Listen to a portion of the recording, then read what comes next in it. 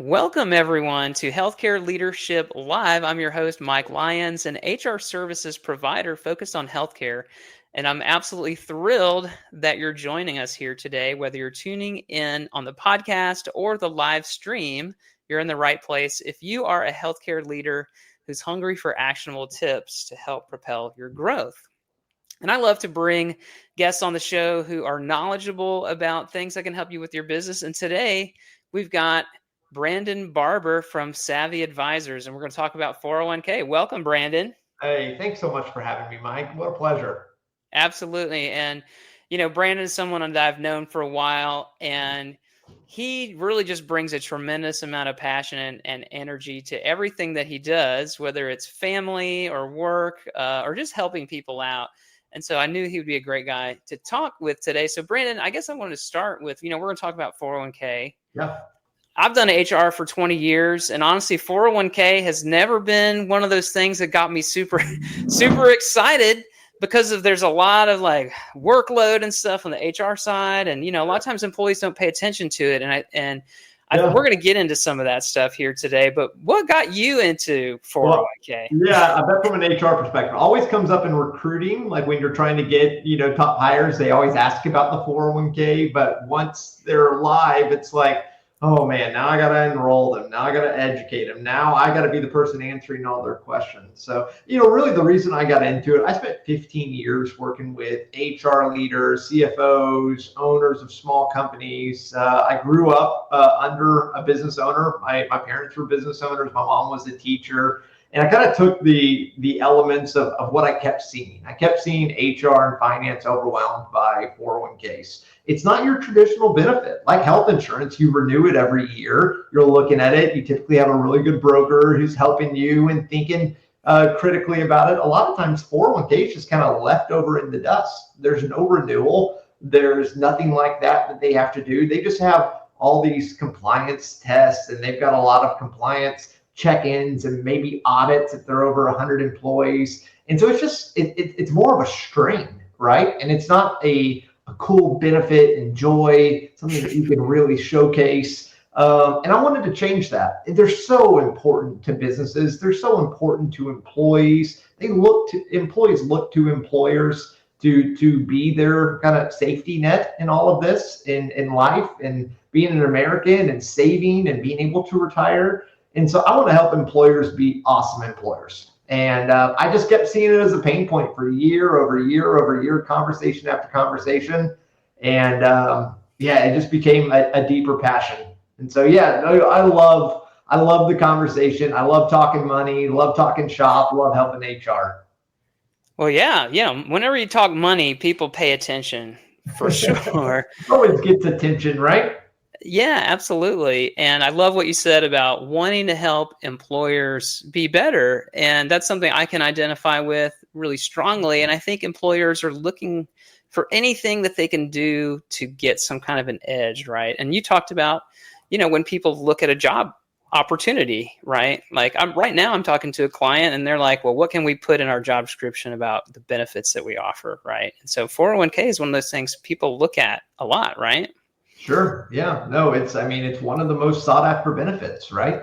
Obviously, health insurance is so critical, but 401ks is too. And like people ask about it and look for it. But a lot of times it's kind of intimidating to shop, similar to benefits. There's so many vendors. There's so many carriers. Do I have an advisor? Do I have a trustee? Do I have a record keeper? Do I have a TPA? Like, it's a lot.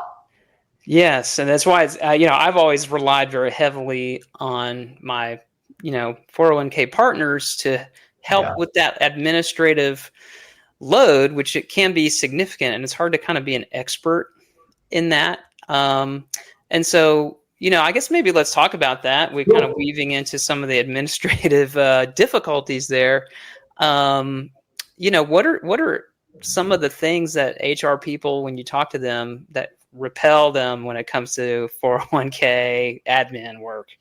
Oh, I mean, admin work. There's a lot of it, Mike. You know that you've been in the HR director role, and you've been for companies above 100 employees, below 100 employees. Yep. Things get a lot more complex once you grow past that certain size, and you're having to do audits. But I mean, I would say the thing that like stresses HR out the most is they care so much about their employees, and they see their employees struggle with finances. They see them taking loans out of their paychecks. They see them asking for advances. They see the money stress and money fights. They see the stats about how CNBC shared that 77% of Americans feel anxiety with their money.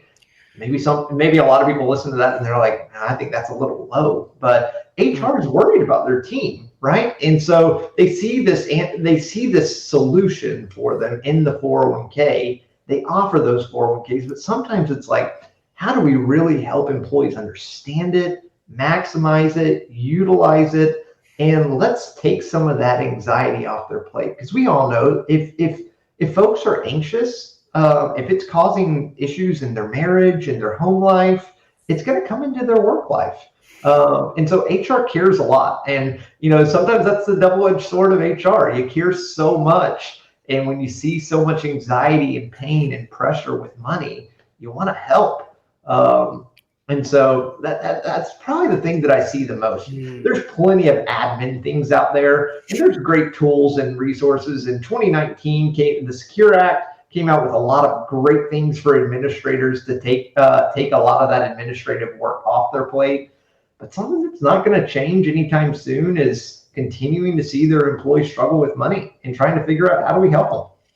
Yeah, and I totally agree, right? Like that's a huge issue right now.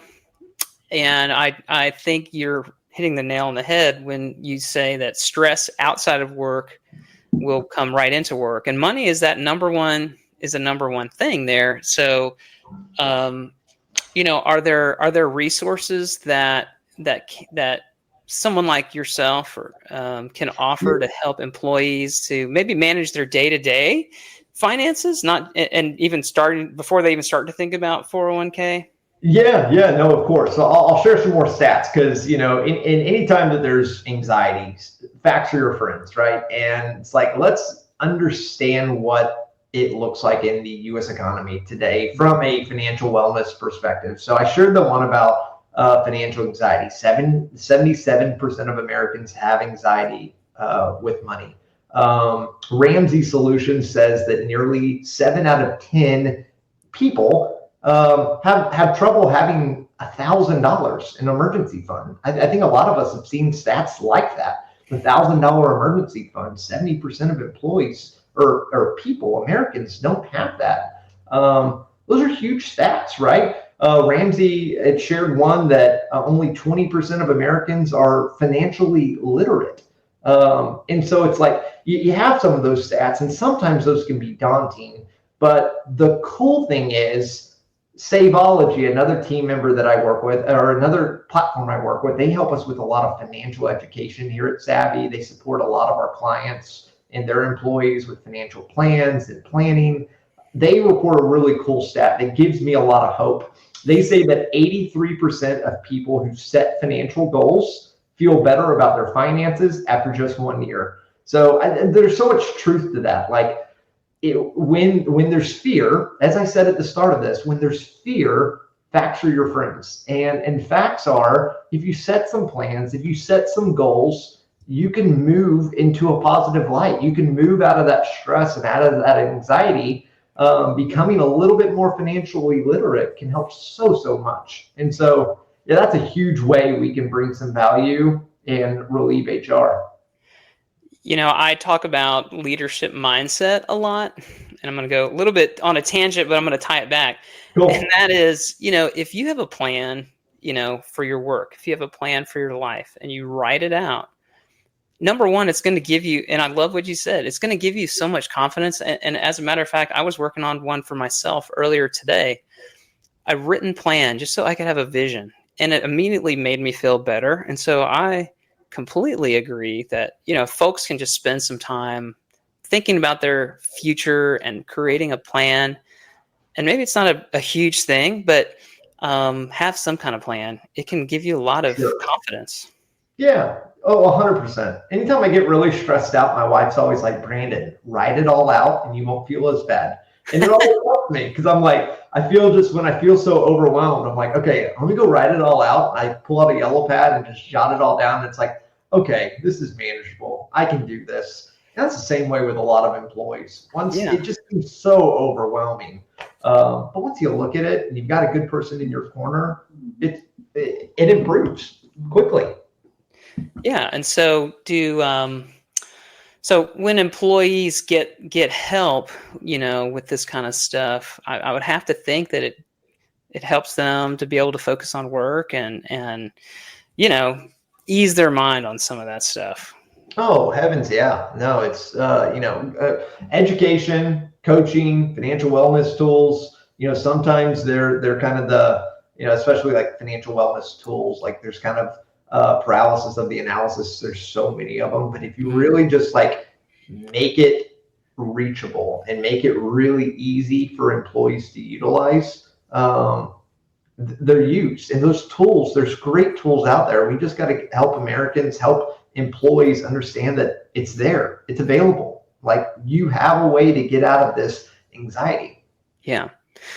I'm curious about because there may be a wide range of folks watching here, small clinics, small businesses to medium to large. If I'm a small business, maybe I just have a few employees. Is 401k attainable for someone like that? Oh yeah, no. In years past, it might have been kind of scary, but man, the IRS has done a lot to incentivize small businesses to offer plans. Right now, there's so many states that are requiring retirement plans, typically the state-sponsored ones, and it's a lot of states are looking at adding that, but. Yeah, there's so many incentives and so many technology providers out there willing and hopeful to help small businesses because we know how important it is for small businesses to help their employees save.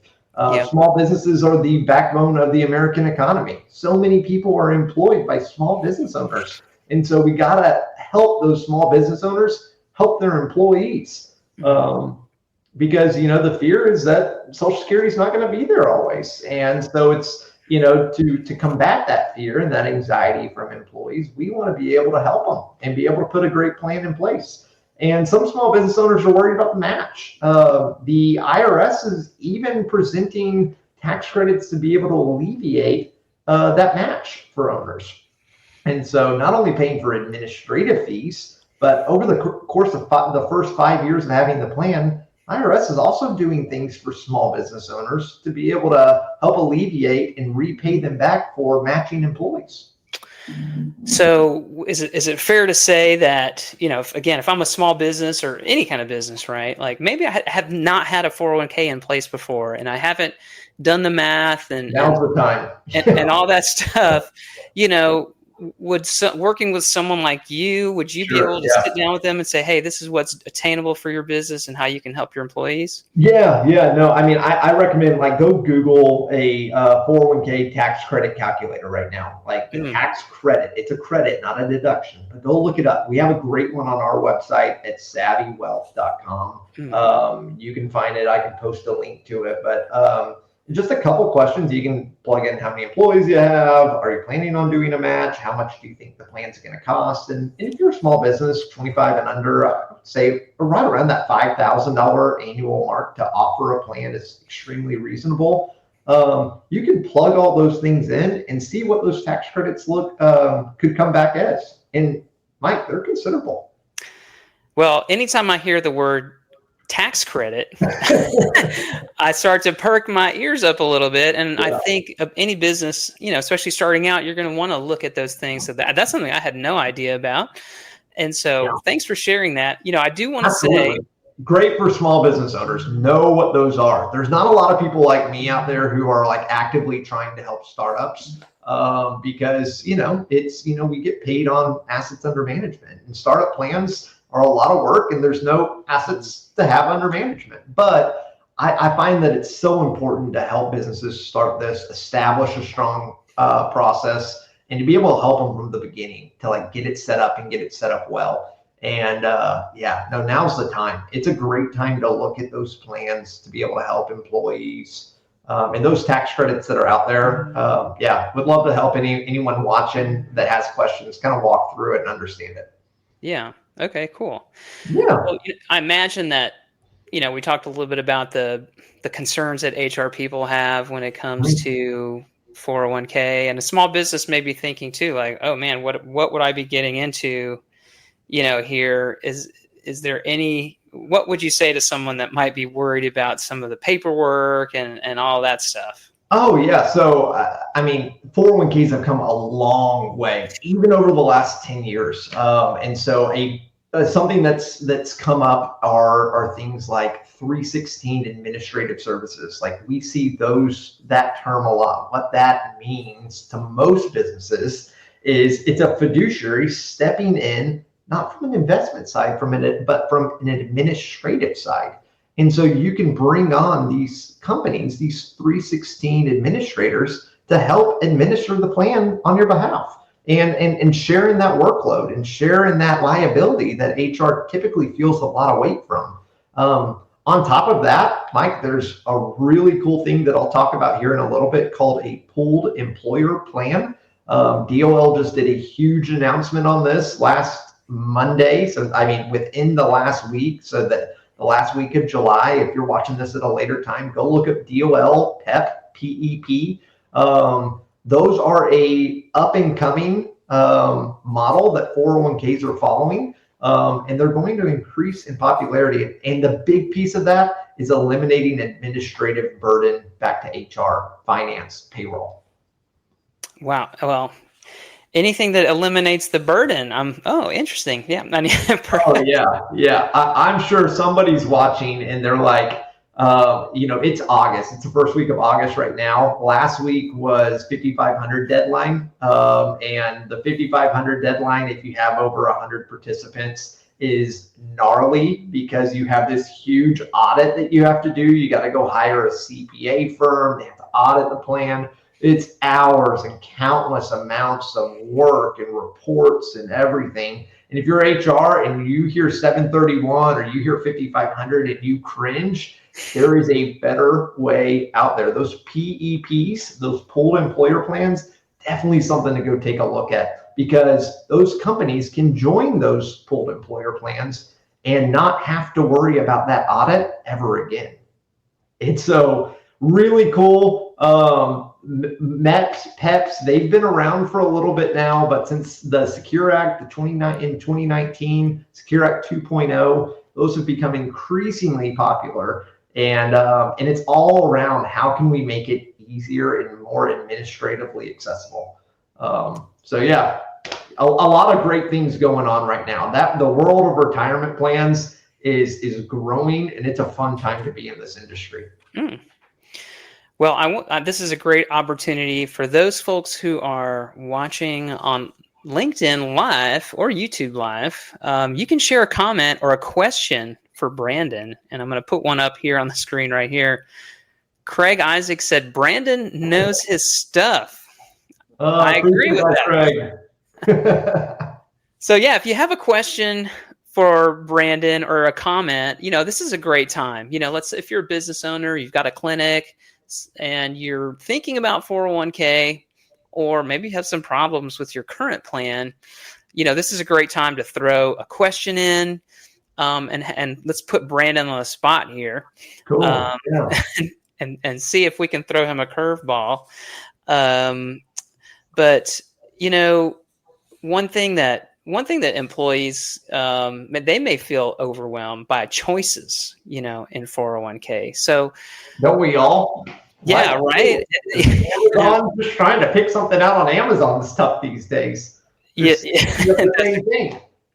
So how can a good 401k partner like help to alleviate that stuff, that Yeah. fusion? I mean, you think about that, like an employee, they see a lot of choices and they have that anxiety, like, oh my gosh, this is outside of my scope. I don't feel literate.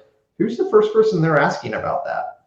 The person sitting next to them or the person presenting it? And if that's HR, that's not an area that you want to go down as. If you're in HR, you don't want to answer those questions. You don't want to give financial advice, and you shouldn't. It's a big liability. So you need someone like me. You need a quarterback in the room to be able to support. And so, yeah, education's everything. When there's fear, facts help. Facts are awesome. And that's where we can help. We can sit down, we can offer personalized coaching with employees. Again, in a spirit of trying to keep things really simple. Not only is it simple for administrators with a lot of the new things coming out, but it's simpler for employees. The rise of target date funds. Target date funds are what a lot of plans have as their qualified default investment allocation, a QDIA, if you've ever heard that acronym. We love acronyms in our world, but a lot of employees, if the thought of picking an investment's overwhelming, it's done now just based off your birth date. And so it calculates up, and most plans are able to do this really easily. But when the employee's going to log in, each fund, each plan should have a qualified default investment allocation. And most of the time, those are target date funds. And so what a target date fund is, Mike, is it finds your birth date and it picks out the year and around the time that you're supposed to retire or thinking or typically retire, what the averages look at, and it invests on someone based off that of that age. So those are really effective. A lot of folks are in those plans. It's become an increasing, when I'm looking at plans, a lot of folks like that's the default, and that's where a lot of people stick. And so like you, again, as an HR person, you want to make sure that the things that you have in place are helping employees.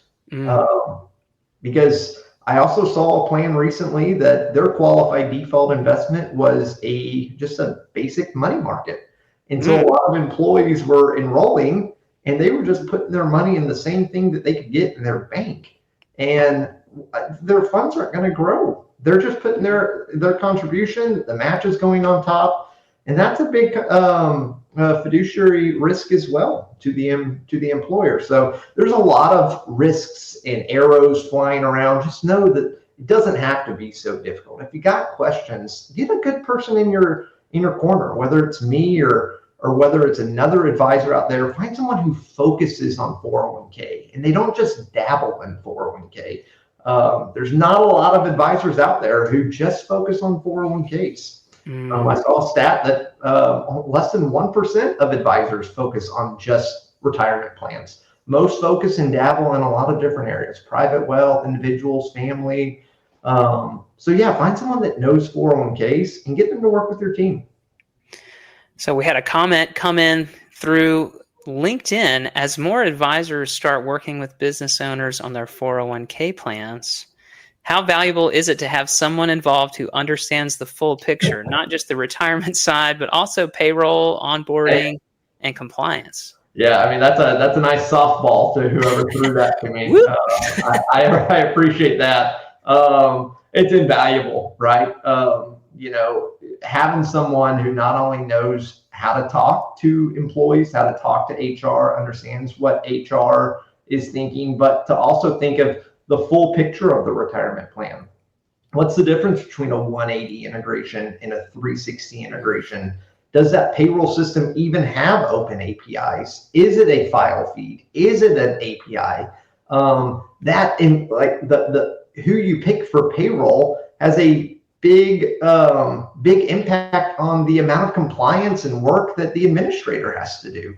And so being able to have someone who has a lot of experience in all of those pieces, it helps tremendously.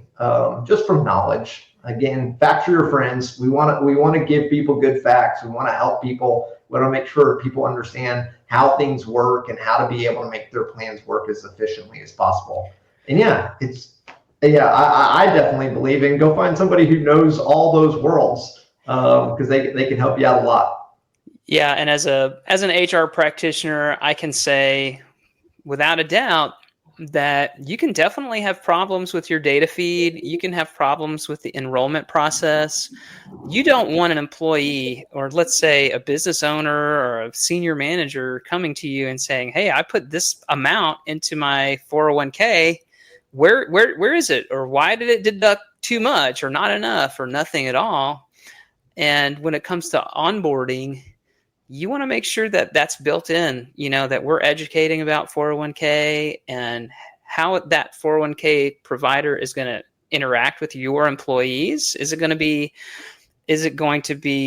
stuffy and you get a letter in the mail, or are you going to get like some coaching and like a connection, and what to expect, right? So usually it's an HR person doing that onboarding, right? And so maybe this leads to a good question right here. So if I'm a business owner and I'm going to work with a new 401k provider partner, what are things I should be thinking about when it comes to how that company is going to interact with my precious employees that we've been talking about? Yeah, integrations and interfaces and data feeds and data files, they're not all built the same. Ask questions. Understand what data moves where. Is it automatic? Is it coming from HR uploading a CSV file? How's money move? How does data flow back and forth? Ask questions. Get somebody in your corner to help you understand how data flows. Because if you don't, you'll hear a lot of people say, oh yeah, we integrate. And sometimes when people say integration, they're not saying the same integration that you think of. They're saying, yeah, we integrate, but that means that you have to upload a file and then we integrate. You are the integration. Yeah, you're the integrator. And so ask good questions. Yeah, no, I think ask questions around integration. I think that's really important. Yeah. Understand, have your advisor walk through fees in a very detailed perspective, because if you don't, your employees are going to ask you. And so being able to talk through that and to be able to be really clear with how things work. We're talking about employee. I'm a big into psychological safety and trust, and I talk about that with my leadership training and when I'm coaching as a manager or HR leader. And it seems to me that where employees are going to be putting their money is an area where you want to cultivate a lot of trust with them, right? If I don't trust you, I'm probably not going to work with you. I'm not going to put my money into that instrument there. How can HR leaders make sure that they're working with someone that their employees are going to have trust in? Yeah, no, it's a great question, right? We all want to be authentic. We all want to be real to the people who we're speaking with. And I'll tell you, and maybe, Mike, I think it'd be cool to share kind of what made me want to do this. So 10 years ago, about 10 years ago, we don't have to look at it precisely, but about 10 years ago, it was 6 a.m. I was on a construction site and I was helping an advisor with an open enrollment for 401k. So this advisor was working with me. I was supporting him from a technology side to get employees enrolled in a 401k plan. And I pop out of my truck and, I'm ready to roll in this blue collar construction site and help these employees understand their plan and get them enrolled. It's a brand new plan. And out walks the advisor who brought me in. And he is wearing a full 3-piece suit, slick back hair, pocket square, tie, clip. And we're walking into a construction site at 6 a.m. These guys are drinking their coffee. They're about to go and have a really hard day's work. And we walked in, it was super awkward. He started talking. He was using huge words, big acronyms that they don't understand. And 20 minutes or so, no one had enrolled. We were there. It's like 6:20, 6:30. And so I step up and I roll up my sleeves and I'm like, guys, like, let's talk about this. Let's talk about how cool your employer is for offering a match. Do y'all know what a match means? Mm. Well, that means that there's free money out there. You've got a raise here if you take advantage of this. We just talk through how plans work. I asked for questions. I asked for feedback. At the end of that conversation, at the end of that enrollment, about 10 minutes later, we had 43 out of the 45 people participating in the plan. And it's like people don't want to get talked down to. They look at financial advisors wearing suits and ties, and sometimes they get really intimidated, frustrated, anxious, uncomfortable. You want somebody who's able to talk your language, to listen, to be able to have, as Dave Ramsey puts it, and I love this, to have the heart of a teacher, not the heart of a salesperson. There's just a lot of really cool things that an advisor should be able to do. They should be able to connect with your team. So when you're finding an advisor, I would say try to find someone who matches the style and personality of your team.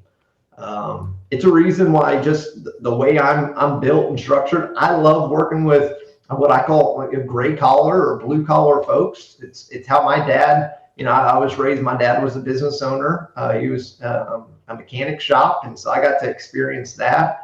I got to help his employees. I got to talk with him and do bookkeeping and stuff for him. But find somebody who identifies well with your team, who your team would listen to. You know your team, you're HR. You know your team better than almost anyone. Find someone who speaks to your employees the way that they want to be spoken to. Yeah, it's so true. Whether you're in HR or 401k, your goal should be to help. That's why we got into this, and I love that story because it just illustrates in a visual way that people are gonna trust you based on how you present yourself. And that's really good advice, whether you're, talking about 401k or you're just trying to lead your clinic and lead your business. Are you going to present yourself in a relatable, down to earth way?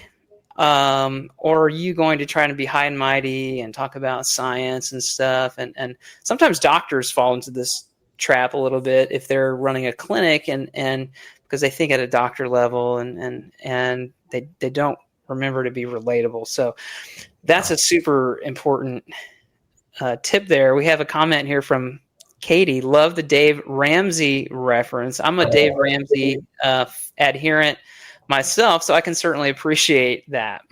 Yeah, no, I always love that mentality, and just the heart of a teacher, not the heart of a salesperson. Like, I've been in sales for 15 years. Like, yes, to my core nature, like that is who I am and what I've done in my career. But I was raised by an amazing mom who taught me how to be a great teacher, how to talk to kids, and how to be able to impact their lives and get them to learn. And I think there's so much of that needed in the financial advising world. There's so much of authenticity that's needed. There's so much of, identifying with the person sitting across the table and listening and helping and supporting. And that's my goal, Mike, is I want to help. I want folks to understand money. Those stats that I shared at the beginning, the $1,000 emergency fund, the anxiety, the financial literacy, like those things can be solved with education. Those things can be solved with some help and a mentor, companion, someone in their corner helping. And, it's just one at a time. We want to help one person at a time. We want to help one person at a time be a little bit more financially literate, have a little bit better understanding of their money, know what's going on with their money, know how their money works, know what it's going to look like 20 years from now. We can't predict the future. We can't predict stocks, but what we can do is support. We can help. We provide really awesome technology. We can make the experience really clean and simple. But at the end of the day, you got to have somebody sitting on the other side of the table who will pick up the phone and talk and help. Well, that is it's super apparent to me, Brandon, that you are a person that people would want to get in touch with, and you're super relatable. So I appreciate you sharing that. And I think that theme of service is so clear, and your dad definitely passed that down onto you. I'm sure he was a great mechanic and probably related very well with his customers. How can people get in touch with you if they want to learn more about what you do? Man, yeah, I'd love it. Hopefully from a relatability perspective, I didn't lose too many folks at the Dallas Cowboys football behind me. Yeah, we're going to try to stay away from is cursing my name right now, but hey, I grew up in Fort Worth, and so I got to experience Cowboys victories when I was like a child, and so I'm always hoping for it. Here's the hope for any of my other Cowboy fans out there. There's always hope. Yeah, Mike, would love to connect. Find me on LinkedIn, Brandon Barber, Barber like a barbershop. Hopefully that's a memorable enough name. Check out our website, savvywealth.com. Look up Savvy Advisors. Our technology team, we are doing some incredible things to help individuals, help create a better experience, reimagining wealth management, really helping from that perspective. Right now, we've got nearly 70 advisors across the country who think the way that I was just talking about, with the heart of a teacher and a heart of making sure that we've got good people supporting employees and individuals. So yeah, check out our website. Find me on LinkedIn. Ask Mike. He can do an introduction. We're here to help. But Brandon Barber, find me on LinkedIn. Would love to be able to support you and your team. If you've got a question, would love to help. Awesome. Well, I think a theme here for this conversation, and maybe even a theme for my whole show here, is helping and teaching. I think those words probably came up many, many times here in this conversation. Yeah. So thank you, Brandon, for being here on the show. And yeah, if anyone wants to get in touch with him, I can definitely help connect you guys. But this has been another episode here of Healthcare Leadership Live. What I really strive to do is help inform, right? So that, again, helping and teaching. And so I hope you found some actionable information here in the show. The journey of being a leader in healthcare is ongoing. You've got to continually learn and grow. So I'm going to continue to bring you information and insight from different folks on this show. You can subscribe on Apple Podcasts, Spotify, and look for us on the live stream here on LinkedIn. Thanks for everybody that commented or asked questions. And so this brings us to the end of the show. Thanks for tuning in, and now go out and lead with confidence.